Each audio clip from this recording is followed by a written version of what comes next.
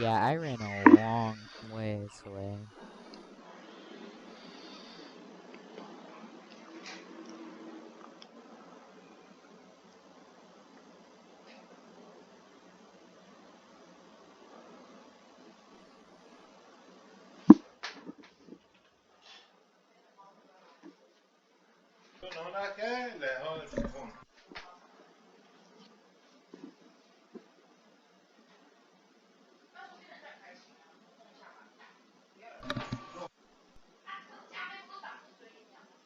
Wait, it's telling us to go somewhere else.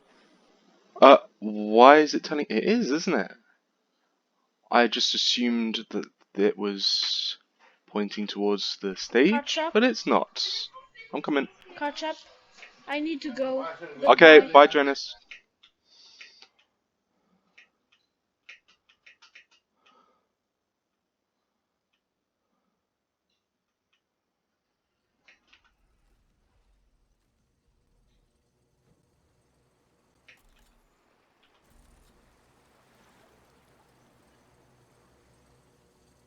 I'm going. I'm going over there. Yeah, zipline here. Oh shit, is that a bigger screen over there? What the fuck? It is! It's a Ooh. giant screen! Oh yeah.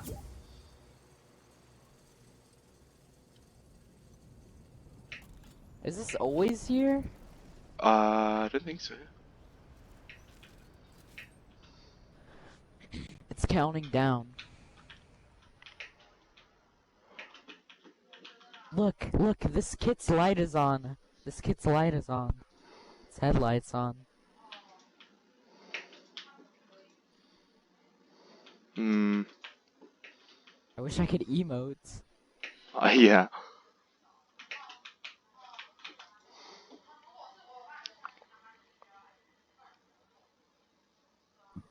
I don't think this has always been here.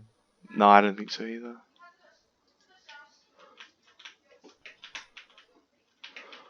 I gotta take this ass shield off.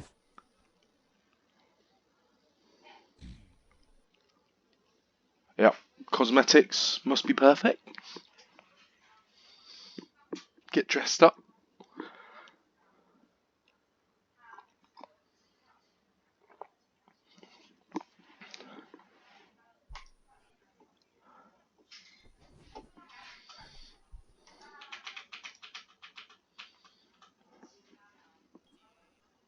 Oh, Rabbit. Rabbit. Do you have any pet backpacks? Yeah? That's the only emote we're allowed. I've got 2 minutes to Yeah, put I this do. emote on. I mean backpack on. I have a pet emote.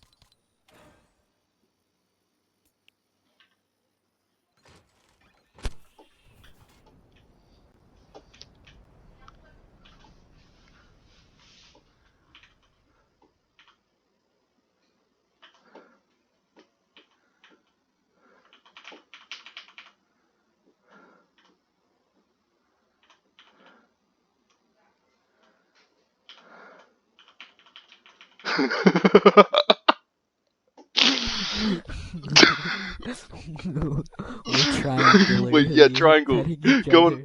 pet you, pet Kit, you pet Kit. No, No! he's out. No! Yes, yes, yes, yes. Why is it not letting me? It's not letting me do it. No, don't run away. I can't be a part of this. I can't be a part of this anymore. Oh, yes, yes, yes, yes. Look, catch up, catch up, catch up. Catch up, look. My pet matches. My pet matches with my comment. Yeah, Turn the light off. not so much. Wow. Did you say that and it got darker?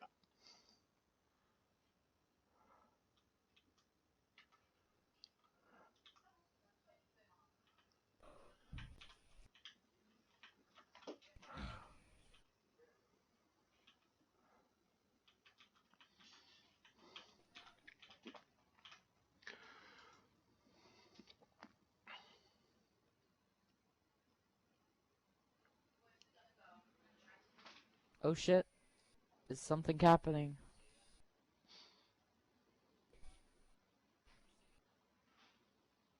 Three, two, oh. It's blank. Am I the only one that sees that? No. It's just holographic. It's nothing.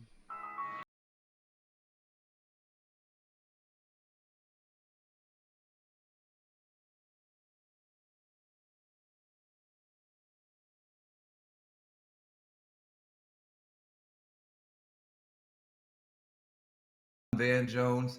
I am an author, I'm an attorney, I'm the founder of a bunch of not for profit organizations. I'm also a TV host.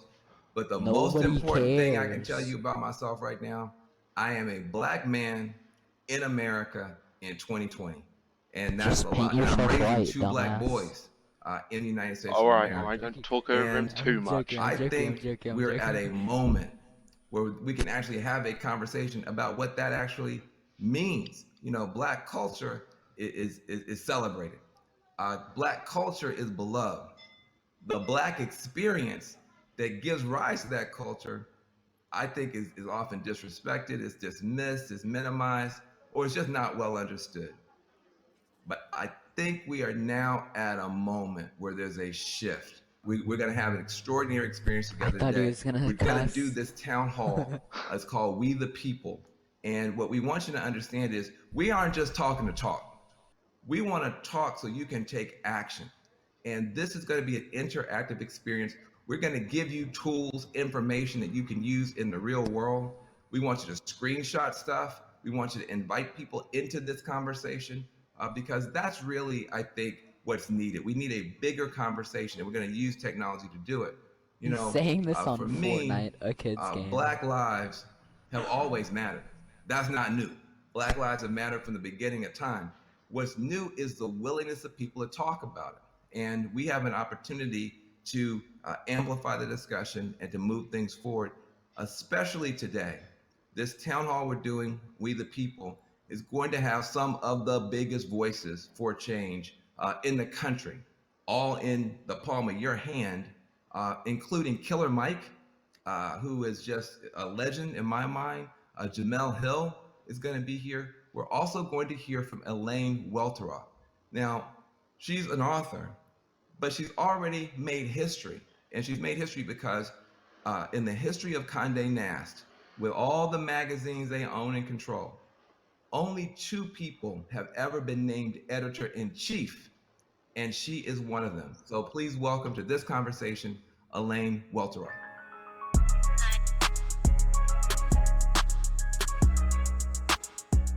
Look, I am so happy that I get a chance to have this conversation with Elaine. I mean, this sister is just bad. She's bad. She's a New York Times bestselling author, award-winning journalist. She's been a judge on the new Project Runway. I mean, she messed with Michelle Obama. She's just bad. So I want to talk to you about this moment. It's just been such a mix of inspiring protests and killings and stuff like that. Talk to us about your range of emotion over this past period of what I call this great awakening around justice. It's been really heavy. It's been really emotional. You know, this is not new for Black people in America, right? We have been grieving for a long time around these same kinds of senseless murders. I wrote about, Philando Castile's murder, which really represents in my book, and I wrote about it from the perspective of being one of very few Black people in the office at the time when I was so devastated. It was so hard to get out of bed that morning, let alone proceed as business as usual. And I wrote about what it was like coming into the office that day, expecting or anticipating that other people might be feeling some of what I was feeling just as humans, as, feeling, thinking humans, and feeling like everyone was able to move on like business as usual. It feels so relevant once again now, thinking, 4 years later, here we are again. But the difference is that the response from the rest of the community, folks who are non-Black, are finally seeing this moment as a wake up call to get off the sidelines and to get involved and invested in this fight for justice. So I can say that since being in the streets and attending a number of protests, there is something different in the air this time. There are a lot of emotions I think we're all moving through or trying to move through to get towards to the collective action that we all need to take. There is so much work for all of us. So I think we're all feeling that pressure. We're feeling that weight. But I think we're also feeling empowered that this time has to be different. It has to be different. You've been on this. I mean, you really have been not just an inspiration, but you've been offering really education to a whole new generation through Teen Vogue. And you were doing it when it was, now it's trendy, now it's popular, but you were doing it when it wasn't trendy, when it was kind of shocking to see Teen Vogue taking on these issues. Why did you make that choice? Because you're saying other people now are going to have to make similar choices to be a little bit more brave and bold, but you were doing it when it wasn't cool. Why? And talk about that. By speaking just about fashion, we were ignoring the range of interests that were central to them, the issues that matter to them in the world.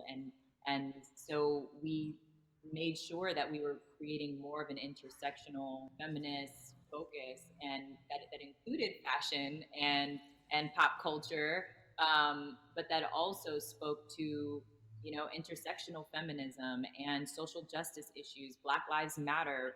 You're right that there was no model for success for that at the time. There were a lot of people that were like, "Oh, Teen Vogue, talk about politics and justice issues," and we got pushback.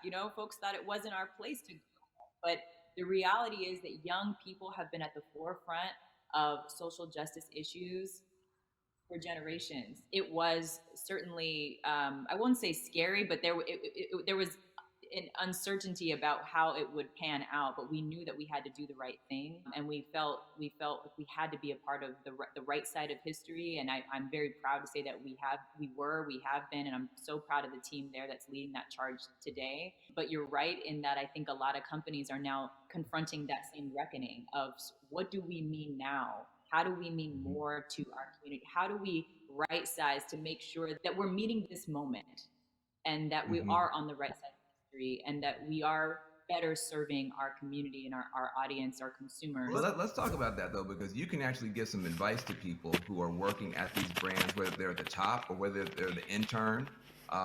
These brands are going to now have to do some of what you've already done. I mean, when you're a pioneer, that means you've been there, done that. What do these brands need to do to get relevant and to catch up to this moment? So there's 3 steps I would say that any individual brand or corporation can follow. First of all, you have to take inventory of where you are. You can't be a part of a solution if you don't recognize how you are part of the problem. You better preach. Can you say that one more time? Just preach. I think nobody wants to say they're racist. Nobody wants to I raise their hand and say, I haven't done my part here, or I recognize that I could do better. And so it's, I think, important to just acknowledge what part have you been playing in this, and take inventory. What does the complexion of your newsroom look like? Who's in your boardroom? Who has those board seats? And let's look at every level of management, all the way down to the intern level. Take an honest assessment of where we are. And I don't mean just looking at your campaigns. And so we have to push ourselves to go further. And so that's part of step 1 is taking. Step 2, take ownership, acknowledging where you need to change, where you need to do better. And then the 3rd step is take action, do better, commit to being a part of solutions that are going to move us from where we are to a better, more equitable future. So for example, Sephora said they're going to give 15% of their shelf space to Black-owned brands. Now, I think, to me, that's a lot. Does that strike you as too much, too little? I mean, what is that when you talk about taking action? Is that the kind of action, or what kind of action might really meet the moment? Is there something I can do with my contacts, with my experience, with my skill set? What can I uniquely do? I hope everyone's asking themselves that question.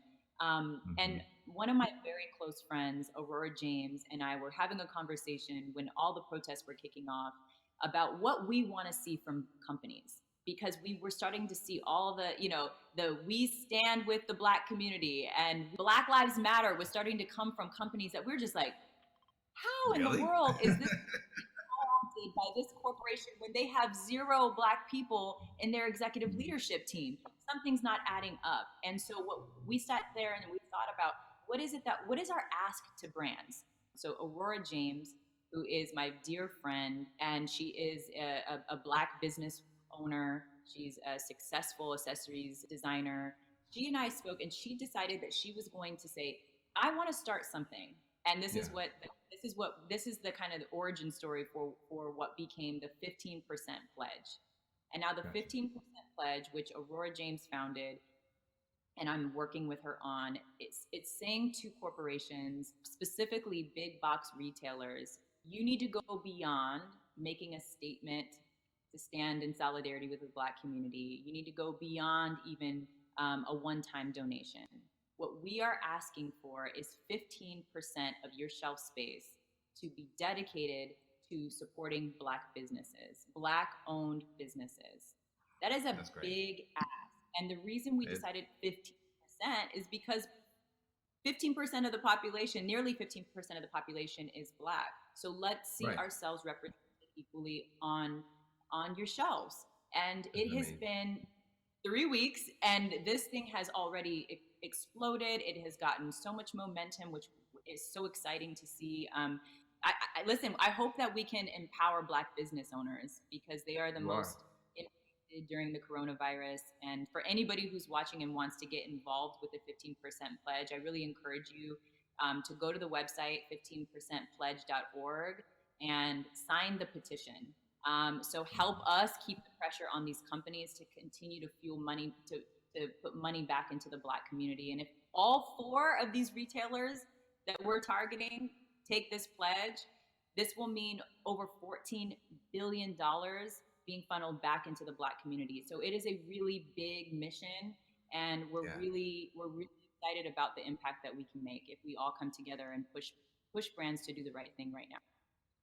Well, listen, I also want to thank you for what you're doing. I want to thank you for what you've been an educator, you've been an inspirer. Now you're somebody who's actually pioneering a pathway forward. You've got a commitment from these corporations because you have a commitment in yourself to change. And I hope other people take inspiration from you. Thank you so much for being here. We're behind you 100%. 100%. Thank you, fan. I appreciate you, and you too. I'm such a fan of the work that you do. You're such an important voice, and I'm a fan. I keep doing what you're doing too. This is an honor to be interviewed by you, so thank you. Hip hop is a universal sound, but it does a lot more than just entertain. Hip hop educates, hip hop motivates. It's the voice of a generation, and every generation finds a voice in hip hop. And this new generation is no different. Atlanta artist Lil Baby has really stepped up to the plate. He's got a new song he penned in the middle of all this. It's called The Bigger Picture, and he put some visuals to it. Check out the video. Hey, training.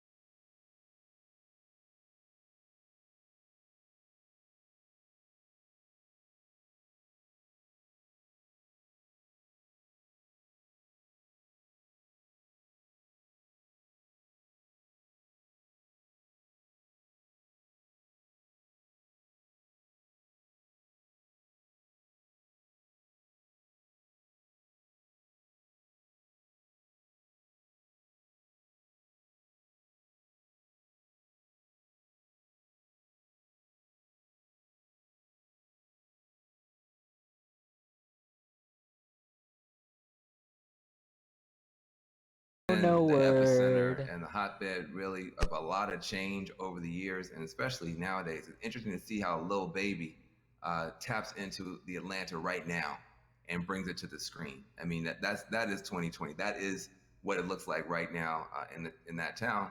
And I think he did a beautiful job of capturing it. I think the lyrics of this thing are just off the charts. He's in Jay-Z territory at this point, Bob Dylan territory at this point. It's bigger than black and white. It's a problem with the whole way of life. It can't change overnight. That's a whole political theory. That's college. I mean, it's to understand it's not just a racial issue. It's a whole bunch of other issues going on. It takes time to change things. There's a level of wisdom there, and I think it just comes out. This generation has seen so much already. They've gone through so much already.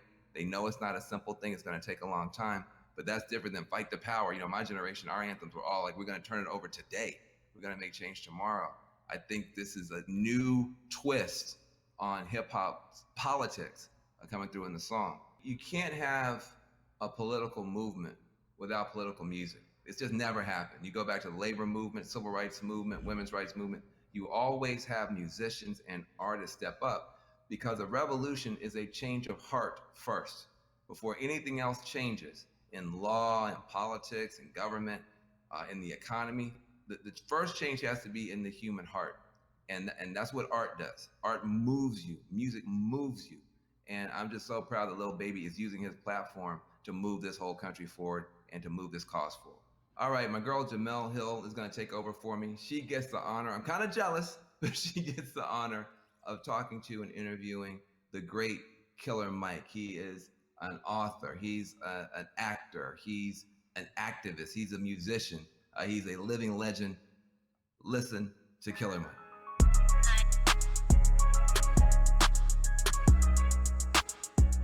I hope everybody out there has just been taking copious notes, gaining a lot of knowledge, taking some screenshots, because there's just been a lot of really good nuggets that have been shared. Hope you're inviting all your friends in and really having the kind of conversation in this country I certainly have not seen in my lifetime. And I'm curious to hear the thoughts of my guest right now, Killer Mike. Mike, we've been at this moment many times in our country where tragedy has struck. About this issue in particular, we've seen these videos before, but right now it feels like the world is just changing right before our very eyes. I can kind of imagine how some of our elders felt during the civil rights movement, to see the world just changing right before our eyes. So you're there in Atlanta, where certainly there was a recent incident with Rayshard Brooks. We've been absorbing everything that's been happening in the country up until this moment. So how are you kind of handling all of this emotionally right now? Man, as an American, it's hard because it's just it's a growing pain of sorts. You know what I mean? We know that our country is progressing.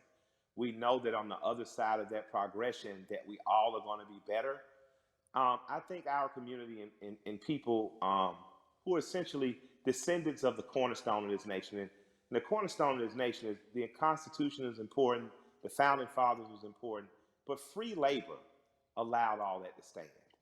And as a descendant of a slave, and then when I say descendant, I don't mean anything long. My great-grandmother taught me how to sew a button on a shirt as she was sewing blankets that we still use in my house. Her mother was born enslaved.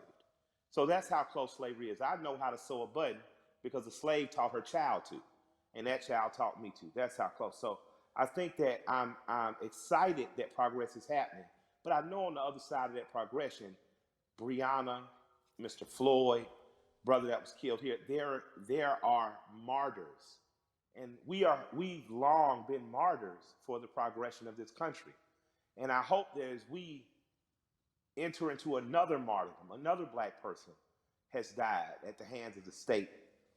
I hope that we enter this coming out determined to see justice on the front end, and not only when we're angry. I hope that coming out of this, the young people that are in the streets organizing, continue to organize in the time of peace like they are in time of war, because they're organizing effectively. They're causing systemic change in the immediate and not some protracted campaign. And I support that. And plot, plan, strategize, organize, and mobilize. And as long as you keep doing that, you're going to capitalize off the gains that you're making. And I appreciate, and I don't mean capitalize in a monetary way. I mean, these kids are capitalizing, progressing. Organizers on the ground level who've been working for years to campaign around police brutality and violence have in an instant been able to organize people to progress law. Yeah, it's been a lot of impressive moments. I mean, you mentioned about how the young people, they're so organized. Because I think about the progression from, say, Ferguson to now, and it's been pretty Yeah, outstanding when you think about absolutely. it. What has impressed you the most about what you're seeing right now? What has impressed me that Mhm. in '92 we rioted in Atlanta. There were riots in other cities. There were riots in Los Angeles. But there was such a stronghold on information. Local news wouldn't let what other cities know until after it was over. What's impressed me is the ability to use technology. We haven't gotten as efficient as Hong Kong, but it's coming. You are seeing at a day and age where in an instant people are able to mob on a place, people are able to say what needs to be said and go and get ghosts. You're seeing in an instant what our grandparents were able to do. Like we have a house party app in which people can sit down on that house party app. You can organize with those 8 people to know what are we going to do in school, what are we going to do in local school boards, what are we going to do with city council. Our grandparents used to have to do that in the basement. Now you're able to do it over your phones and organize effectively and immediately. So I'm impressed by the level of organization I've seen. Because when I was an organizer at 15, 16 years old, we'd have to literally meet for 30 days to plan something that you might strike that might be 3 hours or even 30 minutes, but you're constantly there. These kids are able to do it, and these young people and these organizers are able to do it in a blink of an eye. But that only happens when you train like Floyd Mayweather. Organizers are like Mayweather. They never not training, and I think that these are the people, again, that we should be looking to follow in these times. But you dropped the mention of the House Party app. Mike, are you on House Party? You use it? I just found out about it. I got the cool people in my life helped me to what's new. The 2 apps I'm most interested in right now are House Party, and there's an app called Convos that allows me to speak directly back and forth with people. That's a lot cooler than sometimes Twitter where stuff gets lost in translation. But I'm still over there tweeting with the angry moms and dads. Shouts out to the old folks.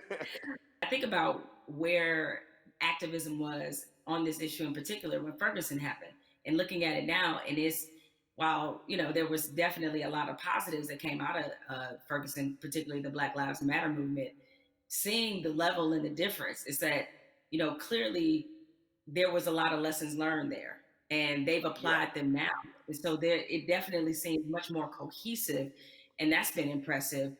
What has impressed you about what you're seeing, especially from these young people who really have seemed to seize this moment? What I've seen be most beautiful about this time is kids have the ability to adjust and move and be like water. They're truly plotting, planning, strategizing, organizing, mobilizing. The skateboard kids came in. Usually you would see in the 60s, Black people who look like me. We'd make public protests. We'd get our heads split open. Sympathetic whites and allies and people who truly believe in freedom, justice, and equality entered the stage. Now, not only are you beating Black people, you're dragging off white people. And it became a tapestry, a unified front to give us our most basic civil rights and acknowledge our human rights.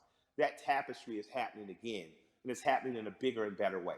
I was talking about those skateboard kids. I saw those kids first come in as defenders. When police were hacking with people with batons, they held up the skateboards to protect them. Most kids who skateboard, my kids skateboarders, most skateboard kids in the South don't look like me, right? But I saw the skateboard community literally come in and save protesters from beatings. And then they got really frisky and they started attacking back. And I was like, this is, although I don't want violence in the streets because those kids deserve to grow to be adults without being soldiers against the state that their parents pay taxes to. It impressed me that the proletariat showed government that you work for us. And in this moment, we are exercising our right to make public display of the evil that has happened. It makes me proud that I live in a country that has long promised equality, rarely given it to people who look like me, people who don't look like me defending. You made an interesting note and observation about the skateboard crew. And I think anybody who's watching has noticed that it's not just Black people who are out here protesting. No, it's not. It's a tapestry of people. It's a tapestry of people. The Amish. The Amish. Yeah. Wasn't that crazy? I didn't even know the Amish saw the news. I was thinking, who told them? Right? I was like, I didn't. I was right? I was So I was so impressed though. I was so yeah, thankful. My heart was very filled with impressive. joy. Yeah, so you're seeing all these different types of people that you never thought this issue would resonate with them. It kind of reminds me of your music. Your music is unapologetically pro-black, unapologetically, Yes, right? But yet, absolutely, when absolutely. you look at a Killer Mike fan, it's across multicultural section of Yes. people. Why do you think your music is able to resonate that way, despite the fact that you are also clearly talking to your people? Yeah, I'm proud to be me. I like me. I like black people. I'm not making no excuses. I'm not making no apologies coming in the door. I love us. I am in love with us. And because I love me, it has nothing to do or affecting my love of others. I have a very good friendship with East Indian cousins, Raj and Neil. They own the store right next to Walters on what's happening. So if you're from Atlanta, you know about Walters. If you're a big guy from Atlanta, you I'll know be about, back, the Ketchup. store right next door. These guys have always just been good to me. Raj went to India. He came back, brought my wife incense, these beautiful little elephant characters. He's proud to be Indian. I've learned about being Indian from my Indian friends. When you're truly who you are, how could you be offended? How could you not love it or like it? Like, man, I'm a part of the original people on earth. I'm from the continent that birthed all humanity. I think when you wear that proudly and unapologetically, and not from a place of needing someone to be below you, there's no reason for a people not to like me. I like you. I got plenty of heroes that don't look like me. There's a portrait of John Brown on my wall in my basement. I thought he's a hero. He doesn't have to look like me. You know what I mean? But I refuse to act like people who look like me aren't great. I didn't say good. I didn't say good enough. I didn't say equal. I said great. I'm from a great and mighty people. And if you can't accept that, then maybe I'm not for you. But I believe that because I am simply who I am, I believe that that gets accepted. Because you know what? I remember being on a tour bus, and I'm on there with a bunch of Northeasterners because of course, my rap partner's a white guy from Brooklyn. And we're on there and they're watching Swamp People, and everybody's laughing. And I come up and stagger into the front, and I look at it and I start smiling, and I look at the room and say, I got more in common with them than any of y'all. And I just walk to the back. Now, because it's the truth. I'm a Southern boy. My grandparents from Alabama and rural Georgia. I grew up more like people on those shows. So I think across cultural lines and across racial lines, people identify with me, but just because I'm your typical American guy. What I mean? And I have some special things. I'm not going to deny that I'm special. I was a smart kid, went to Morehouse, had an understanding of some cool stuff. I married a beautiful woman, that helps. But I think that ultimately what resonates with people is that I'm a regular guy. One of my best friends in the world is a white guy from Brooklyn. So I think that people understand that I have the ability not to look past your race or ethnicity, not to look past who you are culturally, but to look at it and love it and learn from it without wanting to co-opt it or be it. What you're talking about in a very succinct and robust way is really allyship, and that's been a Absolutely. word that, yeah, you have a lot of. It sounds like you have a lot of really great allies that are in your life now. In this moment, I've gotten the question constantly. I assume you have too, about how to be an ally. What do I have to do? Right? I've had so many conversations with white people, like really good friends of mine, in the last Yeah. 2 weeks, where all right, guys, I appreciate your enthusiasm, but Yeah, but hold on. Hold on. hold on a second, just relax. But Absolutely. I, but that, nevertheless, that being said, is that what would you say to somebody who wants to not only be an ally but be a good ally? If you want to be a good ally in this moment, white corporation, white person with the means, that's a worthy allyship. On a ground level, if you're just working hard every week, you don't know what to do. You're an electrician, you're a plumber. Grab one young man who doesn't look like you, a young woman, and teach them that trade. That's allyship. Allyship isn't just throwing the money, but if you got the big money, put it towards somewhere. But on a very real and basic level, my son had an accident with a man named Keith. I bought my son a car. My son Malik, with a very pretty girl in the front seat, rear-ended this guy Keith. Um, Calls me. I pull up to Keith and the police officer. I say if he'll allow me to handle this privately, I just don't want to call my insurance company because I had just got in an accident. I drive fast. My son Keith in good faith, gave me the opportunity to do that. And me and this man became friends. You know, I'm literally friends with this white man who told me about Atlanta pre-white flight and desegregation, who's taught me about fatherhood and the importance of presence in your child's life. That doesn't happen if we're not open for it to happen. So an allyship with white people doesn't have to be an organization of saving the world. But you do have to do what me and Keith did. You do have to, on blind faith, trust someone who doesn't look like you and allow that person to educate you. So an allyship is not just calling your black friend saying what I do. It's going to black organizations that might be local and saying what am I do. It's calling your friend and saying, what's the next thing you're doing? And I want to be an extra set of hands. Doesn't mean you get to go to the black people meeting, but it does mean that they say, I'm going to feed people on Skid Row. You show up, and you show up with empathy and care, and you do it. And I'm going to tell you, we need doctors in that space. We need lawyers in that space. We need legislators in that space. You know, we need the people who are really empowered to be in that space, because there's some things that need to happen on ground level that once the grassroots people have gotten it here, there needs to be money put behind these things. A lot of the problems that we have now that are erupting could have been solved in 96, 2006, 2016, and all these other years, but we chose not to because we trusted the right thing's going to happen. Right thing's not going to happen unless we make it. And after that, you have the potential to truly be brothers and sisters. You have the potential to be past the letting cultural, national, religious markers evict the fact that I know that I'm talking and I'm with a human being, and at our very core, past any physical difference, my job is to honor the soul of that other human being. So there's no need to have allies because I'm not at war. I truly have a brother and sister. There's no need to have an ally because there's no threat of war. I refuse to send any 18-year-old boy or girl off to die.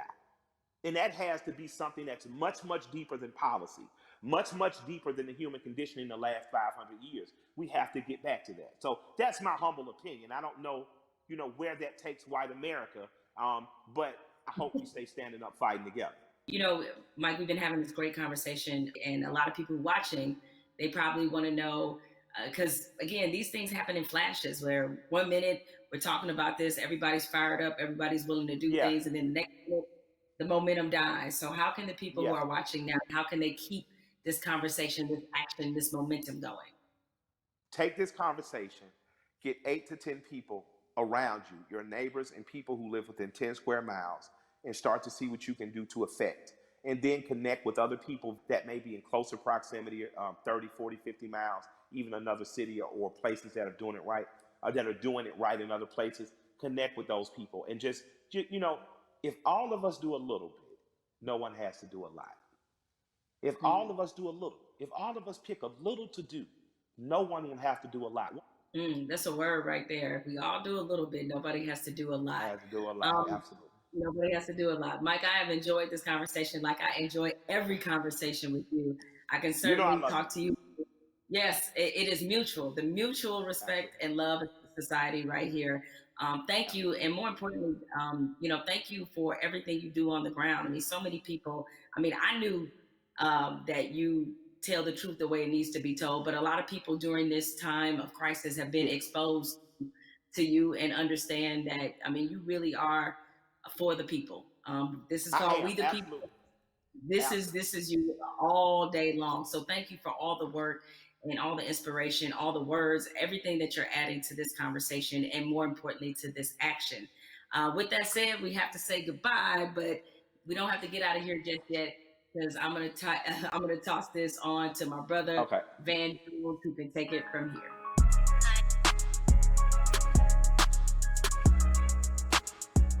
Jamel and I, we spent the past hour, we've been talking to Killer Mike, we've been talking to Elaine Welteroth. We also got a chance to see that amazing video from Lil Baby. Jamel, what did you get from your conversation with Killer Mike? And more importantly to me, what do you make of this moment that we're in? The one thing you can always expect from Killer Mike is blunt honesty. I think that's why a lot of people look at him as a really credible voice right now. He's honest about what he knows and honest about what he doesn't know. So I think when you have those elements, that's going to always make for a pretty good conversation. I'm with you. This moment at the same time is welcome. It's also a little bit surreal in terms of what took us so long to get here, to make sure that we're not always starting from ground zero every time we have to have a significant conversation about race in this country. Why do you think it's different this time? Because I mean, there have been videos before, and yet people still now act like they're shocked. Help me understand what's different this time from your point of view. What's your theory? It's two things that I think stood out about the George Floyd video. One, there was no yeah, but. And granted, in my mind, we've seen videos where there was no yeah, but people nevertheless invented a yeah, but. But in this one, there really wasn't one, even if you were Stretch Armstrong trying to stretch and find one, there just wasn't one. What always has just stuck with me is the look on this officer's face as he was kneeling on George Floyd's neck. It was so cold. It was as if this were Thursday. And he showed such little emotion, remorse, any emotion you want to name. He didn't show any of that as he killed a man in the middle of the street with bystanders looking on. So I think that situation, coupled with the fact we had already been reeling from Ahmaud Arbery, we had already been reeling from Breonna Taylor. And even though the situation wasn't fatal, there was definitely a storm of frustration at what happened with Christian Cooper. So this all together leads us to this moment where finally, even the most adamant naysayers who wanted to pretend as if this wasn't a structural problem, what could they say? I mean, there was nothing else that could be said. And I think everybody who was already fed up decided now is the moment, now is the time. The world has slowed down because of COVID-19. If we are going to address this, this needs to happen now. I've never seen 20, 30 million white people asking Black people for leadership. That's interesting because they start, well, what do you want me to do? I'm like, well, I don't know. Google is a powerful tool. I don't know. I'm realizing now, though, that this is an honest question. How do you think that we as African Americans and our allies can rise to meet a moment like this and actually accept the fact that we may actually have a couple million new allies? And how do we deal with that? That's new for us. I'm glad you used the word leadership because there's a difference between us being put in a leadership position and us being put in an educational position. The educational part, we are long past, right? Like we don't want to be educating anybody else about race. We're not here to soothe you. We're not here to make you feel better. But leadership is something different. And it looks different depending on how you want us to take that leadership. Certainly, we are accustomed to being a voice on these issues. We're accustomed to setting the agenda. It's fine if we continue to lead in that direction. I think what we're looking for is if this were, a relay race, we want to pass the baton and we want you to be able to say, okay, here's what we've been feeling about this issue. Here's what needs to happen to change it. The other part of this race is that you got to be willing to run it just as hard and as fast as we are. Because if you're not, that's why we remain stuck in the flying pattern that we've been in for hundreds of years and decades as we've tried to reconcile this issue. So we have to figure out what is the most useful way of allyship. We see a lot of people throwing statements around. We see a lot of people throwing money around. We need that to be a focused effort, and more importantly, to be vocal about it. I can't take any more double-sidedness. There can be no more other-siderisms, if I may make up a word, meaning that you give over here and you're a company that is like, yeah, Black Lives Matter, except for in my boardroom where they don't, or except for my organizational chart where they don't. So I'm done with that, right? That's great. Charity's great. Charity doesn't change structural racism, right? What changes it is when you actively look in your building and ask, why aren't there more Black people in this building, in this boardroom, in this C-suite? So the allies that we have, what you can do, change the structure and cultures of your companies, of your businesses, of wherever it is you have influence. Start there. The thing I try to tell people is, it puts us in a no-win situation. I want our white sisters and brothers to be better educated and to care more, but I don't want to have to bear the burden of trying to teach and educate all the time. The reason you pay tuition is because it's costly to educate someone. You coming up to me and saying, educate me, that's costly to me emotionally and from a time point of view. Also, I think we have to be very honest. Nobody would go up to somebody and say, teach me Russian in 5 minutes. And by the way, make me feel good about it. But I mean, you wait, hold on a second. Like, you want me to teach you about racism, which is the history of race in America is just as complicated as Russian. And you want me to teach you that in 5 minutes. And also if I make you feel bad about it in any way, now I got to be your therapist too. And like you said, soothe you or whatever. That's got to stop. I would love for somebody to come to me and say, I made my whole family watch the 13th and read The New Jim Crow and read White Fragility. And we had a question on page 52. Now, hey, we can have that conversation all day long because you're doing your homework, but don't flop on me like you never heard of Google. If you wanted to know about cryptocurrencies or whatever, you find that stuff out before any Black person ever heard of it. So I'm sure you can educate yourself about anything you want to know.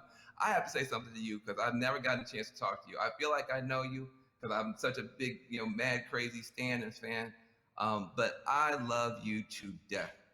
I just am so proud of you. I'm saying proud of you almost as Patrick. I am so proud that you exist. Where do you find the strength to continue to do what you're doing and say what you're saying, even in the face of opposition, to the point where now the whole world has to listen to you? Where did you find the strength when they weren't listening?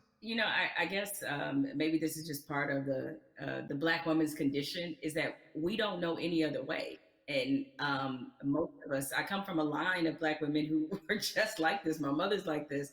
My grandmother was like this, where it's the old phrase we've all used as Black people, making a way out of no way.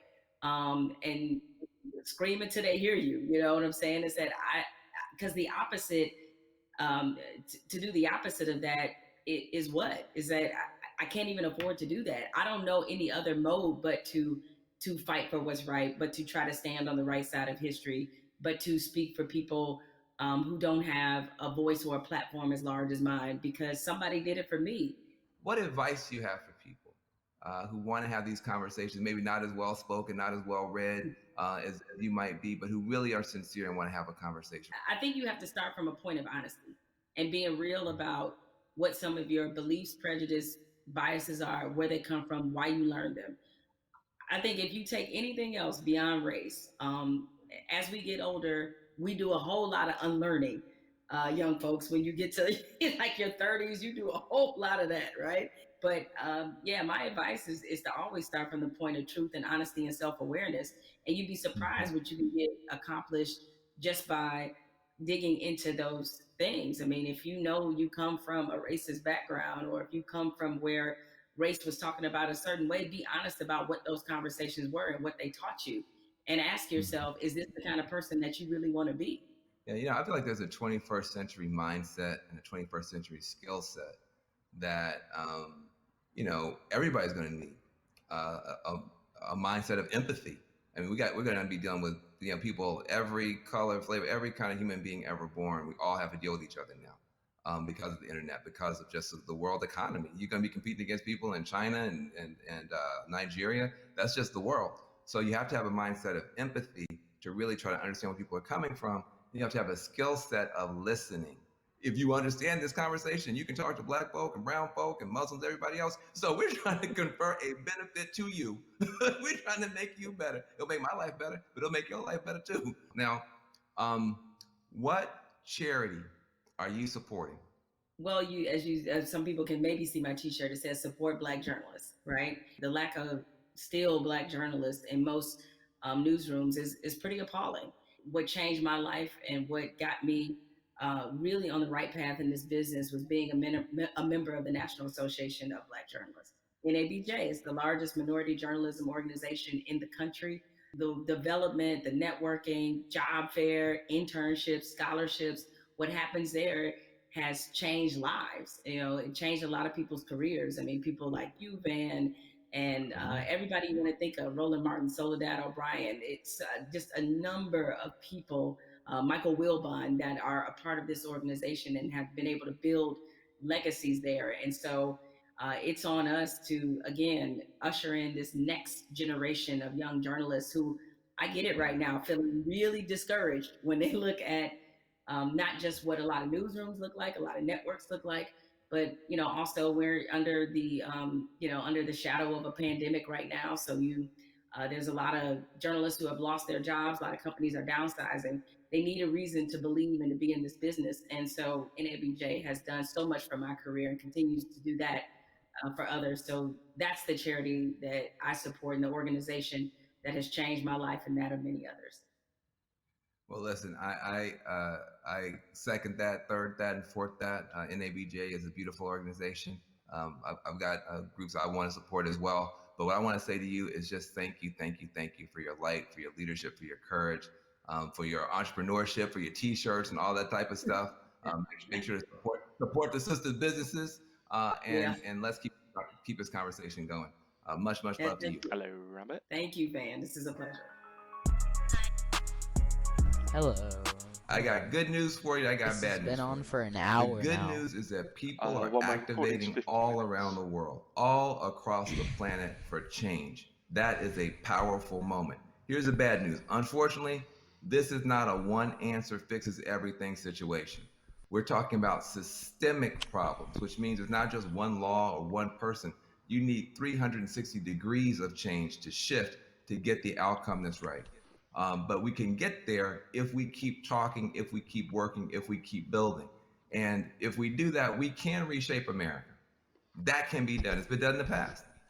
We can move the whole world in a better direction. So I hope that your cell phone right now is full of screenshots of these tools that we've been trying to give you to continue taking action from this virtual town hall. When the stream ends, the conversation should not end. We got to keep pushing. We got to keep going.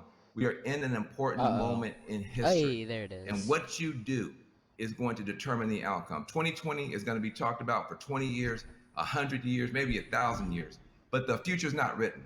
It's up to what you and I do and what you and I decide is going to happen. So I want to give a special thanks to the powerful voices that we've had: Elaine Welteroth, Killer Mike, Jamel Hill.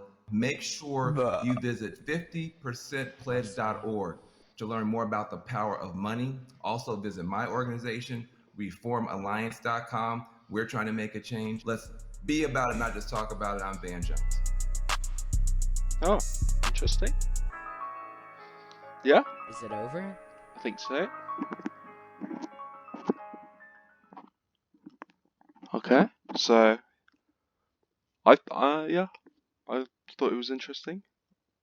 I thought Killer Mike was eloquent about the current situation, and I like the first guy's beard. I took a screenshot of his face, like all stretched. oh, he did ask you It to was take funny. screenshots. Yeah, I think Yeah. So I took a picture of his face really stretched out. I'll send it to you on Discord. oh, good. I think nobody is perfect, but there are horrible things we have to speak out about. So we need to be about peace and love. Okay, bye YouTube. Bye. Bye Rabbit. Bye. I'm gonna kick you now. By me. I'm gonna What? kick you. No.